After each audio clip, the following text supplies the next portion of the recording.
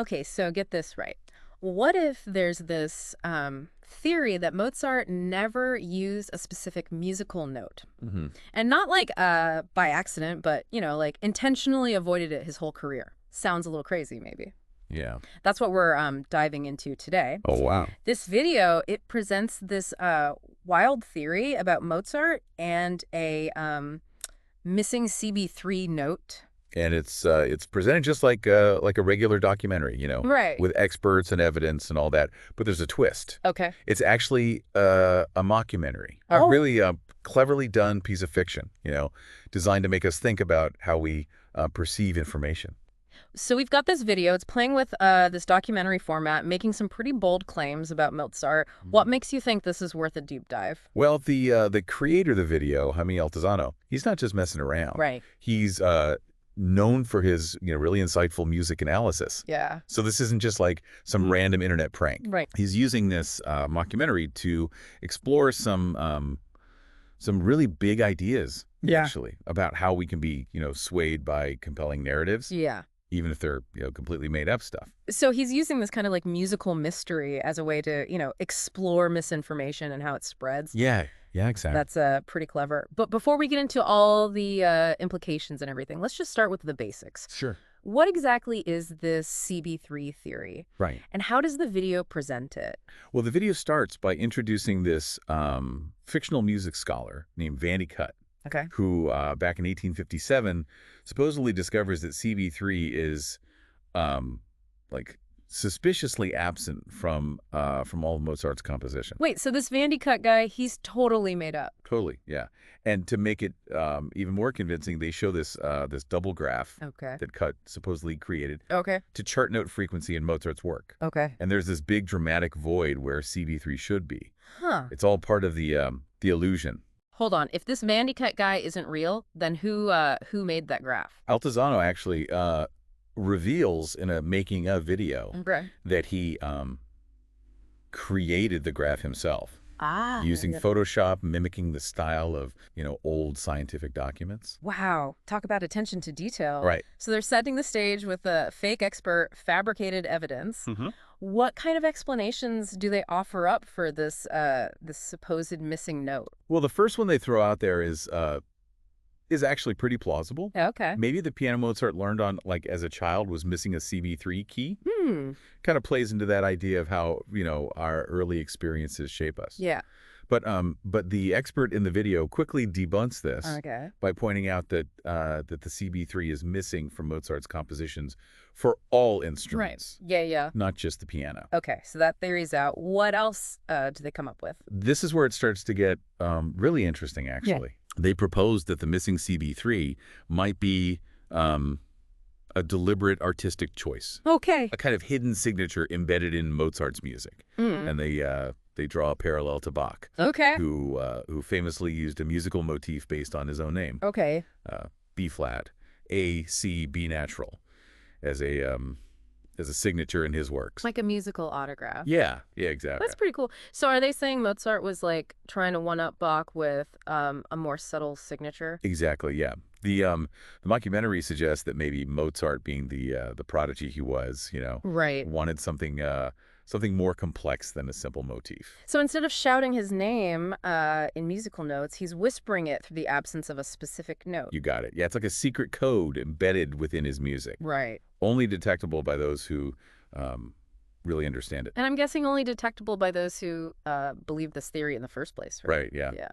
But that's part of what Altozano's exploring, Yeah. How even a flimsy premise can seem convincing Right. if it's presented in the right way. Okay, so we've got the broken piano theory, which was, quickly debunked, and now this idea of the CB3 as like a hidden signature. Yeah. What other explanations do they offer?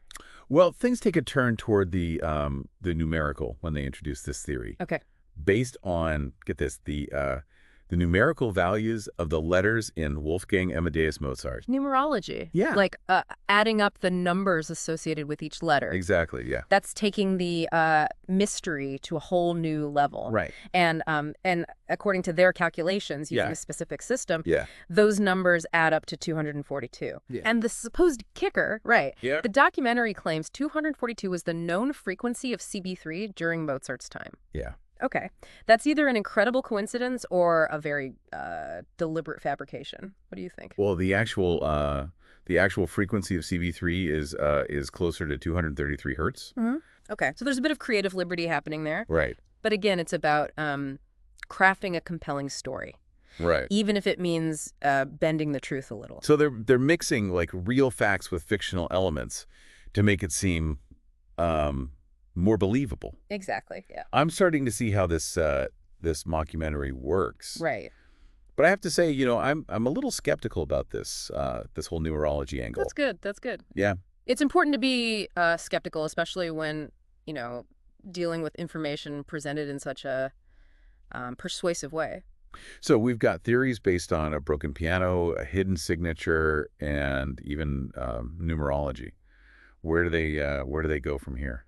This is where things get really out there. Okay. The mockumentary suggests that maybe Mozart wasn't a single person. Okay. But rather a collective of composers, Yep. all operating under the name Mozart. Mhm. They call it the Mozart Club. Wait, like a secret society of musical geniuses? So Yeah. they're basically implying that, all these masterpieces that we attribute to Mozart were actually written by a group of people. Precisely. Wow. It plays into our fascination with conspiracy theories, Yeah. particularly those surrounding the authorship of famous works. It's like the Shakespeare authorship debate, but for Mozart. Exactly, yeah. Mm. And they even name some potential members of this Mozart club, like a piano maker named Anton Walter, Okay. and a Count Baptist who actually did commission Mozart's Requiem. Right. They even throw in a fictional descendant of Christopher Marlowe for good measure. Wow, it sounds like they're pulling inspiration from all sorts of historical figures and conspiracy theories. Yeah, they're weaving together fact and fiction to create this elaborate web of intrigue. It's quite clever, actually. Yeah. But of course, there's no evidence to support any of this Mozart Club stuff. So we've gone from a potentially broken piano to a hidden signature numerology, and now a secret society of composers. What other rabbit holes does this mockumentary lead us down? We remember how Mozart was a Freemason. Yeah, I remember learning about that. Well, the mockumentary it uses that fact to introduce this idea that that Mozart might have used the CB3, Okay. or rather the lack of it, Right. as a secret communication tool within his lodge. So the absence of CB3 is a signal. Yeah, exactly. Like if it shows up in a piece, it means there's a secret meeting or something. Exactly. Yeah, they play on that whole mystique surrounding the Freemasons, Right. suggesting that Mozart was using his music to send these coded messages Right. to his fellow members. It's like something out of a Dan Brown novel. Right. Yeah. Yeah. It taps into our fascination with secret societies and hidden knowledge. Right. And it's a great example of how the mockumentary uses real historical details Yeah. to lend an air of plausibility to its fictional narrative. Okay, so we've covered a lot of ground here. Theories ranging from a broken piano to a secret Masonic code, but haven't they also connected the CB3 theory to modern music? You're right. They bring in a real musician, Carmen Alvarado, Okay. from the band Ego, Okay. who claims to use this technique called BAUS, which stands for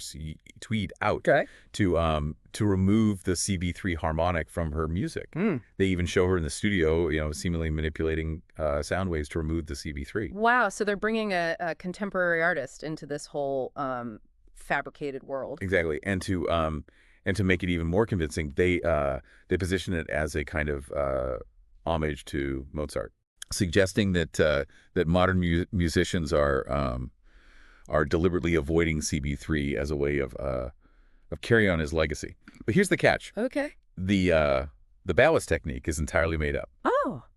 And the band, Eco, actually uses plenty of CB3s in their music. So she's in on the joke. Yeah. That's pretty funny. And it makes you wonder what other contemporary artists might be secretly avoiding CB3, right? Exactly. Yeah. Yeah. And that's where the mockumentary really starts to blur those lines. Yeah. Between reality and fabrication. Right. Takes this made up concept and weaves it into the fabric of modern music, leaving you wondering what's real, what's not. I'm starting to understand why this is more than just a silly music theory. Yeah. Altozano is using this mockumentary to make us think about how we consume information. Yeah. And how easily we can be misled, even when it comes to something as seemingly straightforward as music. You're getting it. Yeah. He's playing with our perceptions, our assumptions, and even our sense of humor. Yeah. It's a brilliant way to make us more aware of how susceptible we are to misinformation. Right. Even when it's presented in a seemingly authoritative way. And I bet he doesn't stop there. Does he take this CB3 theory even further into the realm of modern music? You bet he does. Uh-huh. But I think that's a good place to pause for now. Okay. We've covered the main theories presented in the video, and how they blend fact and fiction to create this compelling, albeit completely fabricated, narrative. This is already more intriguing than I thought it would be. I'm hooked. I can't wait to hear what other modern connections Altozano makes and what his ultimate goal was with this whole mockumentary. We'll definitely get into all of that in our next segment. Stay tuned. Okay. Welcome back. Last time we left off with this mockumentary, weaving the CB3 theory into modern music.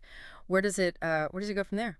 Well, they introduced this idea that reggaeton superstar Ozuna deliberately avoids CB3 in his music. They even invent this whole conflict between Ozuna and his record label. Oh, wow. Claiming, they're trying to force him to use CB3. Right.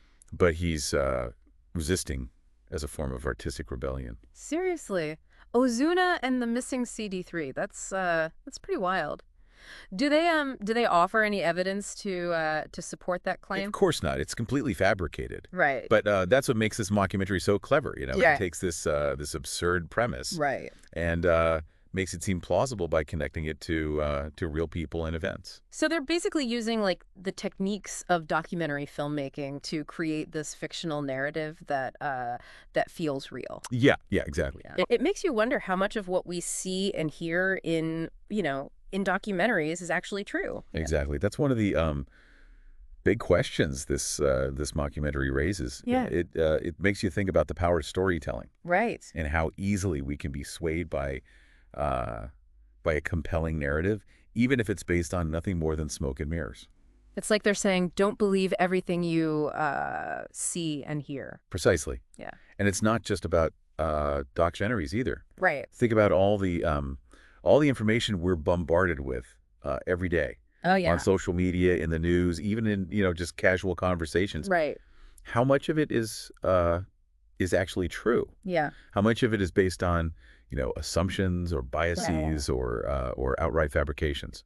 It's a little unsettling when you think about it. But I have to say, I know I'm impressed with the level of detail Altozano put into creating this mockumentary. Yeah. I mean, he even created fake scores and graphs, digitally removed CB3s from recordings, and got real musicians to play along. He must really wanted to make this convincing. He definitely went all out. Yeah. And that's what makes this more than just a prank. Right. It's a carefully crafted piece of media. Right.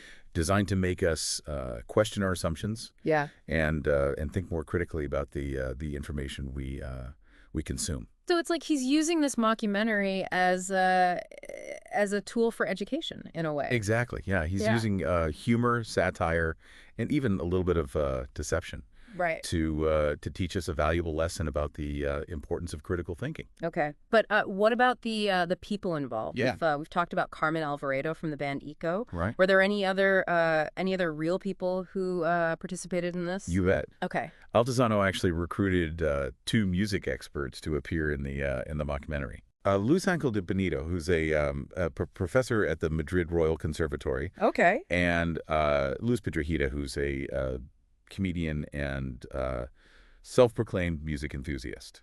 Wait, a comedian? Yeah. Was he in on the joke? Apparently so. Okay. Altozano actually waited until the day of filming to reveal the true nature of the project to both of them. He explained the concept and the script, and they were both game to play along. That's amazing. So they had to like improvise all their lines about the CB3 theory on the spot? From what Altozano said in the making of video, Yeah. they really embraced the challenge. Luis Angel, in particular, seemed to relish the opportunity to analyze this fictional theory. Right. Even going so far as to invent psychological motivations for Mozart's supposed avoidance of CB3. That's hilarious. I can only imagine what kind of explanations they came up with, but it also speaks to their professionalism. Yeah, being able to adapt to this unexpected situation and deliver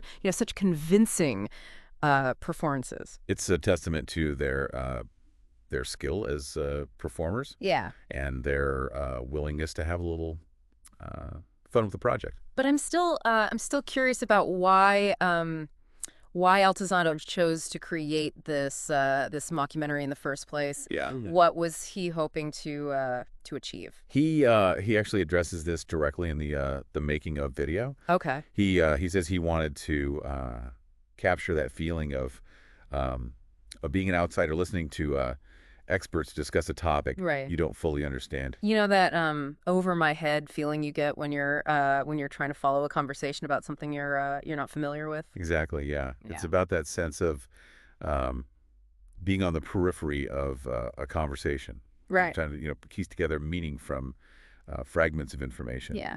He wanted to recreate that feeling for viewers and make them question how much of what they hear from experts is actually true.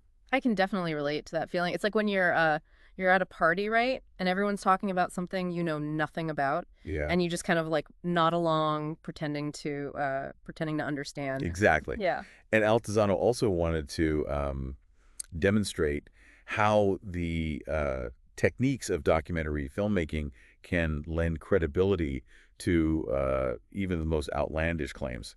So it's not just about the information itself. It's about how it's presented. Right. Yeah. He deliberately used those techniques to make this fictional theory feel believable, even though it was, completely made up. Gosh. He wanted to show how easily we can be manipulated by the way information is presented, even if the information itself is nonsense. That's pretty eye-opening. It makes you realize that you can't just blindly trust any documentary news report you see, right? You have to be critical and think for yourself. Exactly.